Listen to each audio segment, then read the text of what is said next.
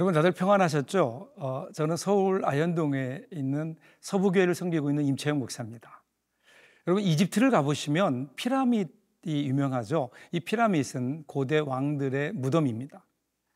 피라밋 안에는 왕들의 미라와 각종 보물들이 들어있어서 많은 사람들에게 관심과 흥미를 일으키고 있죠.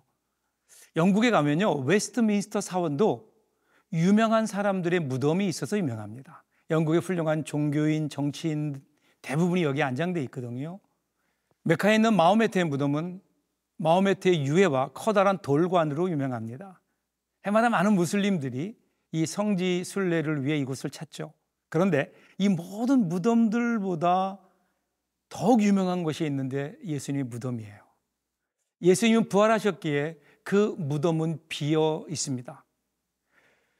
지금 우리가 그 무덤을 찾아가지 않아도 부활하신 주님은 자신을 찾는 모든 성도들과 함께 계십니다. 오늘 우리가 함께 할 말씀, 요한복음 20장 11절부터 23절의 말씀이 바로 그 빈 무덤의 현장입니다. 요한복음 20장 11절에서 23절 말씀입니다. 마리아는 무덤 밖에 서서 울고 있더니 울면서 구부려 무덤 안을 들여다보니 흰옷 입은 두 천사가 예수의 시체 뉘었던 곳에 하나는 머리편에 하나는 발편에 앉았더라. 천사들이 이르되 여자여 어찌하여 우느냐. 이르되 사람들이 내 주님을 옮겨다가 어디 두었는지 내가 알지 못함이니이다. 이 말을 하고 뒤로 돌이켜 예수께서 서 계신 것을 보았으나 예수이신 줄은 알지 못하더라. 예수께서 이르시되 여자여 어찌하여 울며 누구를 찾느냐 하시니 마리아는 그가 동산지기인 줄 알고 이르되 주여 당신이 옮겼거든 어디 두었는지 내게 이르소서. 그리하면 내가 가져가리이다. 예수께서 마리아야 하시거늘 마리아가 돌이켜 히브리 말로 라보니 하니 이는 선생님이라는 말이라. 예수께서 이르시되 나를 붙들지 말라. 내가 아직 아버지께로 올라가지 아니하였노라. 너는 내 형제들에게 가서 이르되 내가 내 아버지 곧 너희 아버지 내 하나님 곧 너희 하나님께로 올라간다 하라 하시니 막달라 마리아가 가서 제자들에게 내가 주를 보았다 하고 또 주께서 자기에게 이렇게 말씀하셨다 이르니라. 이날 곧 안식 후 첫날 저녁 때에 제자들이 유대인들을 두려워하여 모인 곳에 문들을 닫았더니 예수께서 오사 가운데 서서 이르시되 너희에게 평강이 있을지어다. 이 말씀을 하시고 손과 옆구리를 보이시니 제자들이 주를 보고 기뻐하더라. 예수께서 또 이르시되 너희에게 평강이 있을지어다. 아버지께서 나를 보내신 것 같이 나도 너희를 보내노라. 이 말씀을 하시고 그들을 향하사 숨을 내쉬며 이르시되 성령을 받으라. 너희가 누구의 죄든지 사하면 사하여질 것이요 누구의 죄든지 그대로 두면 그대로 있으리라 하시니라. 자, 오늘 본문이 시작하는 11절을 한번 볼까요? 마리아는 무덤 밖에 서서 울고 있더니 울면서 구부려 무덤 안을 들여다보니, 여기에 보면 울면서라고 하는 이 단어 헬라어로 클라이오라는 단어인데요, 원래 뜻이 큰 소리로 감정을 억제하지 못하여 통곡하는 울음. 그러니까 지금 무덤 밖에서 마리아가 대성통곡을 하고 있는 겁니다. 왜 이 마리아라고 하는 여인이 새벽 미명에 무덤가에서 울고 있을까요? 예수님께서 금요일에 돌아가셨죠. 그날 저녁에 무덤에 장사됩니다. 안식일에는 무덤에 갈 수 없었기 때문에 하루를 더 지나고 동이 트자마자 새벽 미명에 마리아와 여인들이 예수님의 무덤으로 온 겁니다. 왜 왔을까요? 마지막으로 향유를 주님의 시신에 발라드리려고. 그런데 무덤에 와보니까 무덤 문이 열려져 있고 예수님의 시신이 보이지 않아요. 깜짝 놀라서 제자들에게 그 소식을 알리고 함께 무덤을 찾아왔지만 제자들도 탄식만 늘어놓을 뿐 별다른 수가 없어요. 그래서 다 내려갑니다.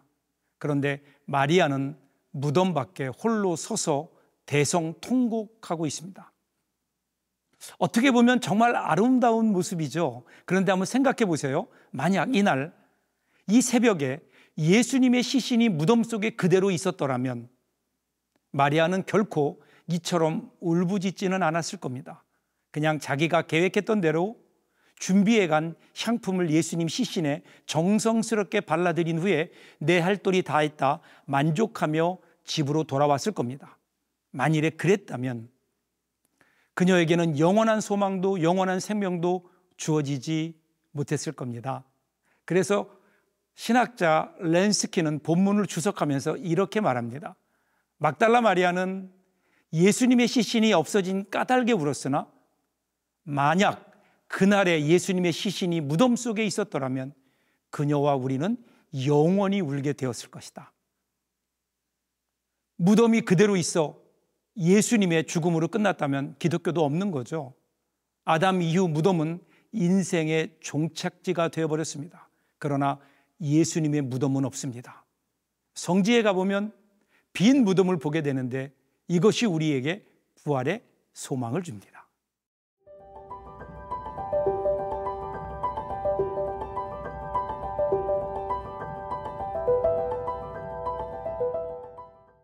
자, 이제 울고 있던 마리아가 혹시나 하는 마음으로 다시 무덤 안을 들여다봅니다. 그런데 이게 웬일입니까? 아무도 없는 줄 알았는데 누군가 있어요. 두 사람이 보입니다. 오늘 성경은 흰옷 입은 두 천사 이렇게 얘기하는데 그냥 마리아의 눈에는 사람으로만 보입니다. 심지어는 예수님이 뒤에 계셨는데 부활하신 예수님이 서 계시는데도 알아보지 못합니다. 마리아는 왜 예수님을 알아보지 못했을까요? 마리아의 생각 속에 있는 예수님, 죽은 시신입니다. 시신으로 있어야 할 예수님이 살아있다는 것을 상상조차 못했을 겁니다. 오늘 우리는 어떨까요? 우리는 진정으로 하나님을 살아계신 하나님으로 믿고 있느냐라는 겁니다. 우리가 살아계신 하나님이라고 고백하면서도 실제로 우리는 살아계신 하나님으로 믿고 살고 있나 한번 생각해 봐야 됩니다. 여러분, 기독교는요, 예수님의 가르침을 보존하고 기억하는 종교가 아닙니다. 예수님이 지금 살아계신다는 것을 믿고 그와 함께 사는 겁니다. 살아계신 그리스도를 역사적 기억 속에서 찾는 것은 그래서 신앙이 아닙니다. 오늘 우리의 모습은 어떨까요? 이렇게 울고 있는 마리아에게 예수님께서 말씀하십니다. 이어지는 16절을 보세요. 예수께서 마리아야 하시거늘 마리아가 돌이켜 히브리 말로 라보니 하니 이는 선생님이라는 말이라. 13절에서 천사들은 여자여 이렇게 불렀어요. 그런데 예수님은 여자여가 아니라 마리아라고 부릅니다. 마리아라고 부르니까 마리아가 즉각적으로 라보니여라고 대답합니다. 여러분, 이 대목을 주목해 보세요.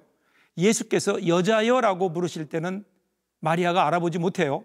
왜 그럴까요? 여러분, 이 세상에서 마리아를 마리아야 이렇게 다정하게 부를 수 있는 분은 단 한 분, 예수님 뿐이십니다. 이 예수님의 부름에 마리아도 자동적으로 라보니여라고 화답합니다. 17절을 보세요. 예수께서 이르시되 나를 붙들지 말라. 내가 아직 아버지께로 올라가지 아니하였노라.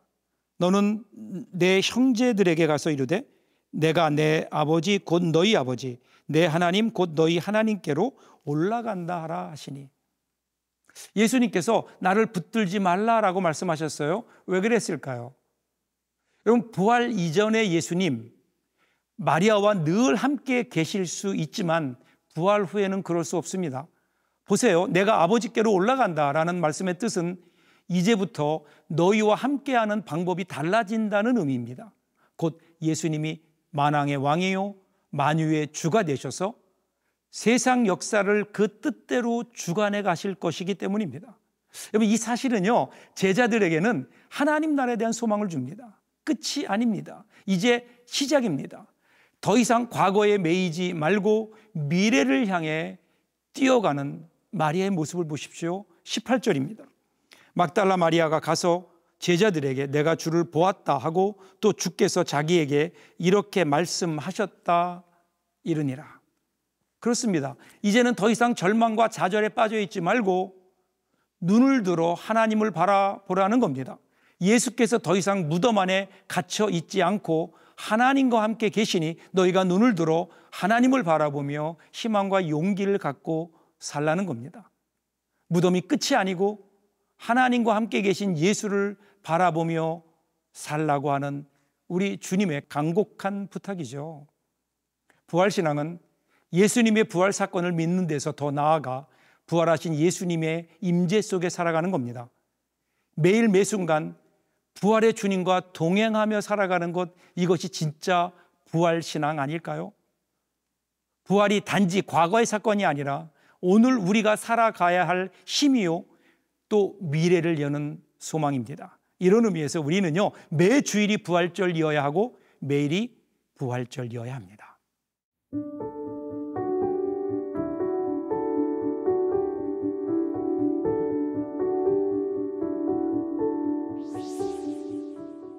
사랑의 하나님, 예수님께서 부활을 하셨음에도 예수님의 부활을 믿지 못했던 제자들의 모습에서 저희의 모습을 봅니다.